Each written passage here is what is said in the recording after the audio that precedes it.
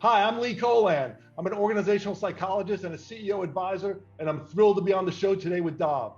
We're going to talk about growth. And you know what? Not all growth is good growth.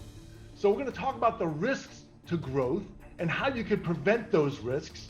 And then to the flip side, we're going to spend some time talking about healthy growth. What is healthy growth? And how do I get that for me? We're hopefully going to share some practical tips around purpose and coaching, some new things you may not have heard to help you start driving healthy growth for your organization that you can sustain, not just for you, for your people, for your shareholders, for everybody. So join us in just a few minutes and we're going to get going. Let's have some fun. Stay tuned. Welcome back to our delicious conversation with LeeColan. Lee is an organizational psychologist and CEO advisor. He's the author of no less than 15 popular leadership books that have been translated into, could you believe it, 10 languages.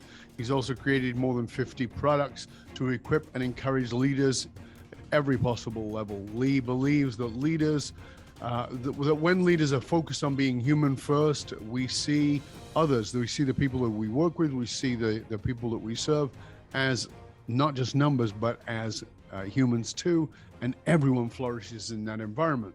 Now, in part one of the show, we talked a lot about this, you know, the particularly since the pandemic, that there's been a lot of companies that have gone under, but it's kind of like not many have sort of stayed in the middle ground. What I mean by that is that some companies have just disappeared. They've been crushed by what happened in the pandemic, and other ones have had hyper growth.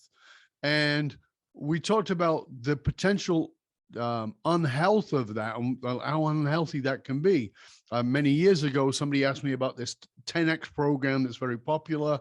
And they said, you know, do you think I should sign up for that? And I said, listen, if you get into a 10X program and you can indeed 10X your business, you'll be bankrupt within 2 years. And they're like, well, what are you talking about? You don't have the infrastructure. You don't have the people. You don't have the systems in place to do that. So we talked a lot about that in part one. We talked about how to recognize unhealthy growth. We talked about what you've got to do to pay attention to it. We want to sort of shift gears a little bit in this second part and talk about, well, okay, if that's all unhealthy growth, and now I've got all the ways to check that and make sure that that's taken care of, what does healthy growth look like? Because again, back to reference of part one, growth is seductive. So isn't it all healthy growth if my profits are going up? Well, as we talked about in part one, it's not. So let's talk about what healthy growth looks like. Lee, walk us through a little bit of that and give us some guidance on it. Sure. Thank you, Dov. So let's just step back for a second now and just look at kind of what the data is telling us about today's workers. So if you look at the expansive research from Gallup that says that there's been a shift in the workforce in terms of what they're focused on, what's important to them. So a shift from my paycheck to my purpose, right? Be more purposeful. A shift from my satisfaction at work to my development at work. A shift from my boss, looking at the leader as a boss, to really looking at him as a coach, right? A shift from kind of my weaknesses, what I need to work on, to what are my strengths? How do I flourish in my gifted areas? And the other biggest shift is, you remember over the years, we talked about work-life balance, then it turned to work-life integration. Now it's a shift from my job. Now it's just my life. And so this is research that came out from Gallup pre-pandemic, but like any good crisis, the pandemic accelerated an existing trend, right? Of course. So now as we think about leading in this environment and leading toward healthy growth, we have to think about, how do I make sure my organization and my people feel purposeful in their work? They feel like they're growing and being coached every day. They feel like they're flourishing in their strength in their naturally gifted area. And they feel like that kind of my leader and my organization views me as a human. I bring my whole life to the table. And became very evident during the pandemic. I'm trying to do work. My kids are running in the background. Dogs are barking, all that. So it's no longer this divide between work and life. It's just life. Work just has to be part of it. And so I think that's really important to acknowledge this expansive research and what that means for the worker. So we can see, as a leader, how do I need to lead in healthy ways to build a healthy organization, knowing that's the kind of workforce that's what they're focused on. So So when before we they, jump into anything else, any reaction to that, Dov? well, yeah, just because, again, it seems like a lot of that stuff is taken as, well, that's very nice, but the realistic thing is I've still got to be a profitable business. And okay, you know, my workers want to be focused on their purpose, but we don't even know our purpose. I mean, I'm brought in to, that's the work I do. Yeah. Right. And we're brought in to do the examine what the purpose of the company is. And I say, this is not your why. This is the why of your why. It's deeper than the why. Yeah. Yeah. And then they go, and now we got like, we're going to bring you in to do this. And now you want me to do it with every single worker.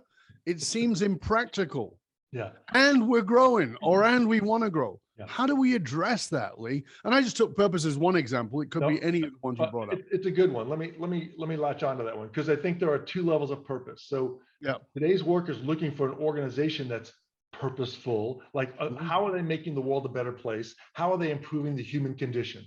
And it doesn't always have to be like ministry work. It could be, you know, it could be technology or whatever, but they just have to feel like it's not doing bad for the world, right? So that's organizational purpose. They want to feel like, I want to be able to connect with something that's important to me. But then on the job, and this is nothing particularly new, honestly. It's always been like this. As a leader, I say leaders are nothing more than bridge builders. I've got to build a bridge between today's tasks and toils, whatever you're doing. I don't care if you're in accounts payable, and some brighter tomorrow. Give you purpose in your work. One of our clients a while back, I always remembered, she said one of her first jobs in college was working at a hospital. She went in for the interview, and the leader said, by the way, Cheryl, we want you to know that our purpose here at the hospital is to take care of our patients so they can go home with their loved ones safely and healthily and as quickly as possible. It just so happens, Cheryl, you're going to contribute to that purpose by washing dishes. She was a dishwasher at a hospital in college. But that leader got it, that no matter how frontline or basic or rote the job is, our job is to help people see the bigger picture, how they're contributing to something bigger. So I don't think it's like a big intervention, but I think it's each leader needs to be deliberate about making sure each person understands how what they're doing contributes to something bigger and how it's an important cog in that wheel. And so again, it's not like it's huge intervention. I think organizationally we need to be clear about our purpose, but the leader needs to understand that people just don't come in and start doing stuff and assume that. You can't assume that. You need to be intentional about drawing that line between today and a brighter tomorrow for their job. Well, I think that what, you know, we've come to understand a lot more, and when I say we, I'm talking about business world, something that I was brought up in, which, and you too, because of psychology, but, you know, Jungian storytelling and understanding the power of story. Yeah. And purpose is exactly that. Purpose is the power of story. And what you were just saying was, you know, how do I translate that story to the dishwasher? Mm-hmm. How do I translate that story to say, listen, you are a player in this story, and the story only happens if we XYZ Inc. Are to be the hero of this story. We need every player, including the dishwasher, to be part of that, so that we can serve this great quest to serve. And it never ceases to amaze me how much resistance there is to it. Of, oh yeah, you're just telling me this stuff to get me to do things, and then when you actually engage those people in it, it's transformational. It's like absolutely.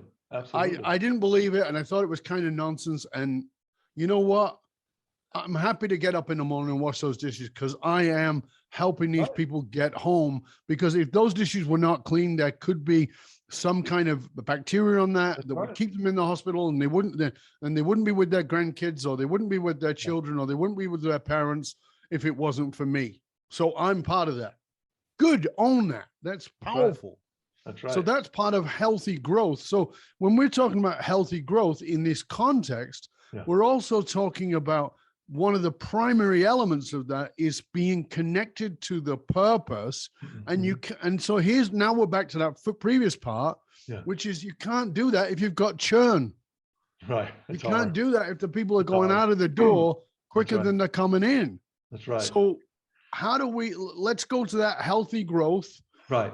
and slowing down that churn. Right. So we define healthy growth as growth that is positive, strong, sustained over time, right? Not just cracking the whip and getting it, right? And also serves all parties, serves all. So it's healthy growth for the business, for the leader, him or herself, and for the people that I serve, right? So so part of that, it starts with having a compelling purpose and a plan.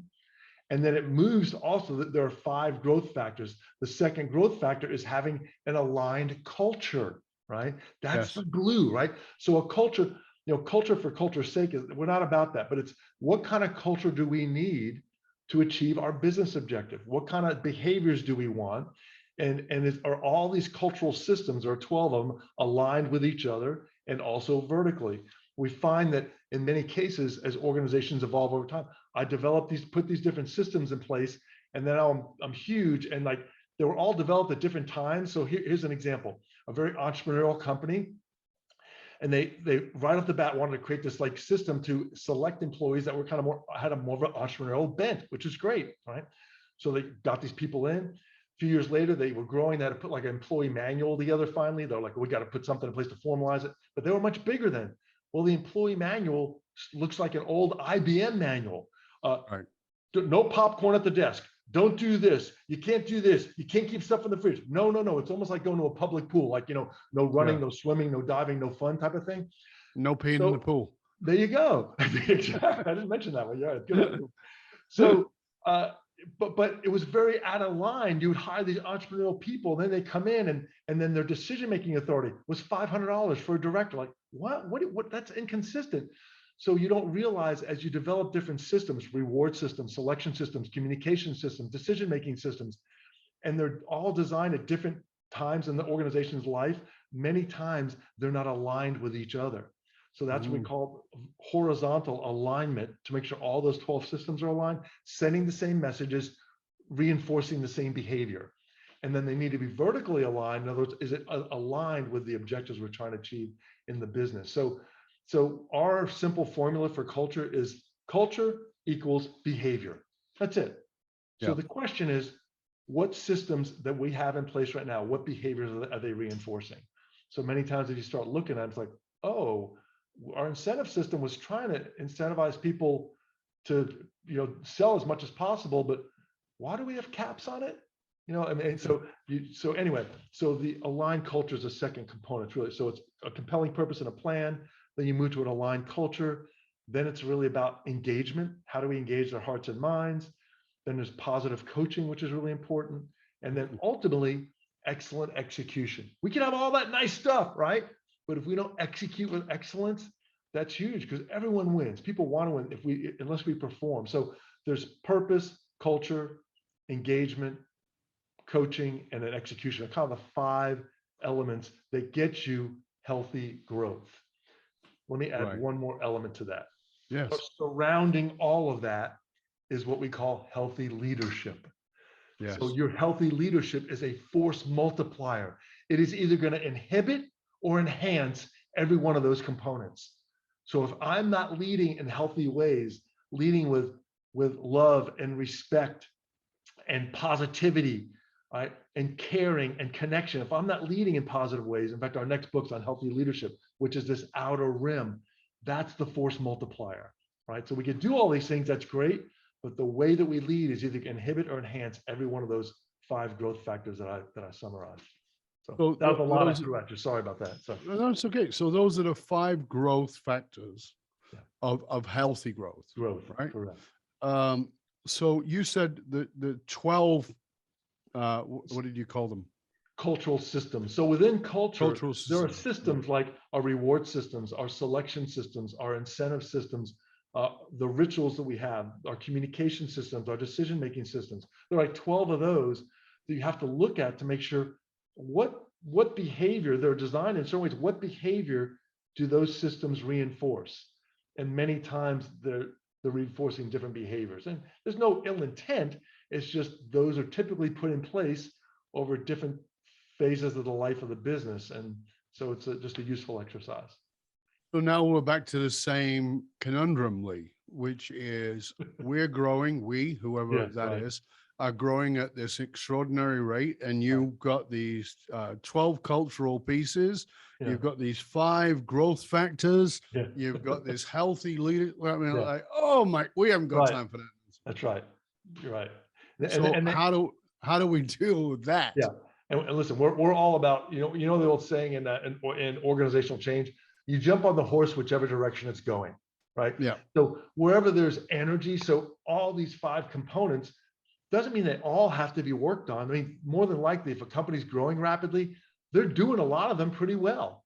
Yes. And at least some of them, right? So we Mhm. try to find what they're doing well, continue to reinforce that. And then we do an assessment to help them. Like, where's the single place we could start? A single starting point that gives us the most leverage to start building some healthy into our growth, right? Mhm. So we want to provide this a platform, a context. Healthy growth is a journey. It's not an event, right? So we want them to see have this aspirational view of, I've got to achieve all those things. That's great. It might be over many years, right? But we also then help them. Where's the single point of greatest leverage right now to help you? And again, growth isn't an accident. People are growing. That means they're doing something right. We always want to acknowledge that things are doing well and then help them collaborate with them to identify, okay, let's keep things simple here. What's one thing we could be doing, Lee, to kind of fill out this puzzle here, if you will? And that's how we focus. I'm all about taking baby steps with our clients. And we always try to avoid what we call organizational indigestion, right? You try to shove too much in and it's just going to come back up, right? So one thing at a time, let's swallow it, digest it, create an organizational habit out of it. Then and only then we talk about maybe taking the next step. Okay. So with all that said, when you look, part of one of the things I do is, maybe you do it too, I think you probably do, is that I'm looking for examples in the world of this thing I'm teaching, I'm showing you, just say, look, here's the negative. Yeah. So here's a company doing not what we're talking about, and here's my prediction for them. And here's a company over here doing exactly what we're talking about, even though I'm not their consultant. They've got some of this down so damn well that you can see, you can track both of these and see which one, and then you can see whether this is actually a path for you. Is there a company you see that is doing, not exactly what you're talking about, but in the context of what you're talking about, who's doing that really well, that our listeners, our viewers can go, you know what? I think he's onto it, because these folks have got it right. Yeah. I'll give you 2 quick examples, one from the past and one very real right now. Okay. Yeah, sure. Worked with a midstream energy company called Crossix Energy back in the day. They brought me on when they had 23 employees to kind of work with them. And they were very proactive. They said, we want to put a great culture in place. We want to create a great story that lasts a long time. So they had the long view. They wanted to create healthy growth. So we helped them with their values, their culture, their what they called company in a box, putting all the systems and processes in place so they could repeat that growth. And things change over time, right? That a great culture, there's something called the culture paradox. The more you change as a business, the more things you have to do differently to keep your culture the same, right? So I want the same culture, but now we can't go around to everyone in the field and chat with them and muck it up and so we can stay connected. Now at this point, they're a Fortune 500 company. They've got thousands of employees and they've got to connect with their people in different ways, but being connected and employee centered is still part of their core value, right? Yes. So there are ways of doing that right, but that was in the past. I'll give you a current client right now. It's a multi-billion-dollar public copper wire company called Encore Wire, based out of here in Dallas, and they've done a fabulous job of making sure that their culture is staying intact, making sure that they're hiring the right people, making sure that, again, the culture being key here, because remember we talked about churn. It's a bear to get people in, right? They've got a lot of frontline people working in plants, in these copper wire plants. It's a bear. So, it's a lot of energy to bring them in and turn them back out. So making sure they're taking care of them, right? They've got an on-site kind of employee health facility. They take good care of them. They've got the barbecues. They've got communication with their bosses and their leaders. And when they do well as a business, and they're doing very well, they share the results with them, right? They share the benefits of them. So now they feel like, hey, I've got a stake in this. I mean, how many people on the front line do you know that like can get, 20% of their pay potentially, or whatever it is, like just because the company's recognizing that with that's a big deal, right? For someone working in a plant. So they're doing that right now, and they've actually doubled in size. They've got some nice tailwinds. They'll acknowledge that, but they're prepared. They were prepared for this opportunity because for years they were pouring into their people, pouring into their culture, pouring into their processes, understanding their business, figuring out the 1 or 2 metrics that are key, and they rally everybody around them. It's 100% fill rate in 24 hours. We're going to get every order 100% filled and get it out the door in 24 hours. That's their mantra. So they're doing that right, and they're everyone's reaping the benefits of that. Their investors are, their stock price is great, their employees are reaping the benefits, all their vendors are reaping. I work with them. I'm reaping the benefits of that, right? So it can be done, and there are plenty of positive examples. There are many others, and we try to point people to your point. We don't always want to tell them the war stories. We want to give them the aspirational stories too, like you could be this. So we try to find companies in their industry that do it well, and that makes me say, I can relate to that. Okay, that's accessible now. So yeah, very much. So in that context, because a lot of what we're talking about here is a change in behavior. It's a change in language, sure, but it's a change in behavior, and it's a change in behavior by virtue of a change in intent, really, because the intent of growth is profit. But if we change the intent of growth to being profit by being better at business, by being better, and not as in just strategically better, but better in business by being more human, which is what we started out with. So, you're an organizational psychologist, you understand that stuff, but was that always the way for you? I mean, did you understand that right at the beginning, or did you have to have a bit of a turnaround? Yeah, no, I've always been very enlightened. I'm just joking. No, believe me. Sorry. The shaft of light comes down on Lee. Believe me, I could be an old school leader like a lot of guys my age, right? And really, when this data came out to show me like what's really important to people, it was a bit of an aha for me to say, you know what? I mean, I've always been all about engagement and culture and all that, but this really hit me in the head, because it used to be where we would try to talk to our clients and they'd be like, yeah, Lee, we like that stuff, but it's kind of a nice to have. It's not a must have. Right. Now, with what's happened in the workforce and in the economy and in business in general, they realize it's like table stakes. I've got to change not just my behavior and my words, my intent. So I'm going to reframe something you mentioned about growth. Growth is about we have to drive profitability. Really, the mindset of the healthy growth leader is about broader growth. Am I helping you grow, Dov, in your role? Am I helping you grow as a person, not just as an employee? That's what I talked about before, but looking beyond the employee to the person. So it's really about that growth. And then now I start creating that like sticky culture, because my boss isn't just my boss. He literally he loves me. He has a vested interest in me. He's helping me grow. He saw something in me that I didn't see myself, and I'm stretching and I'm growing. Yeah, I might get a few extra bucks somewhere else, but like, where am I going to get that glue of viewing growth in the broader sense from a personal perspective? That's the glue. That's the distinction between healthy growth and just growth. And then as a result, the healthy leader sees that if I help my team and my organization grow from a business and a personal perspective, I know profits will come. I trust that. And so to me, that's the slight shift in the mindset about what growth is all about, that the profitable growth is simply an output of me helping my organization and my people grow.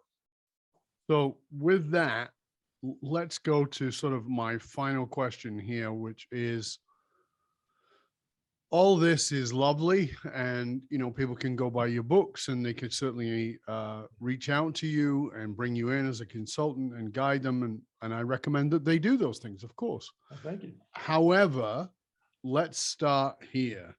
Practicality is this. You and I both know information is what the hole in the donut. Transformation comes from application.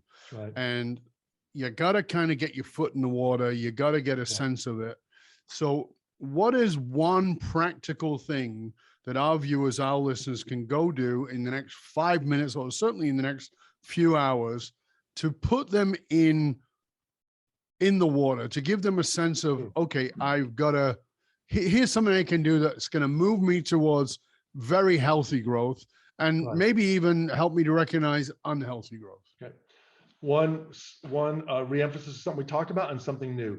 One is to sit down with your team and make sure they understand how their particular job makes a difference for the bigger purpose of the organization, and then have them do it all the way down the front line. That's one. We talked about that already. Second is to focus on strengths. So it's so kind of typical and obligatory in reviews and stuff with employees. These are your two strengths and these are your weaknesses, and we spend much more time on the weaknesses. Forget about that.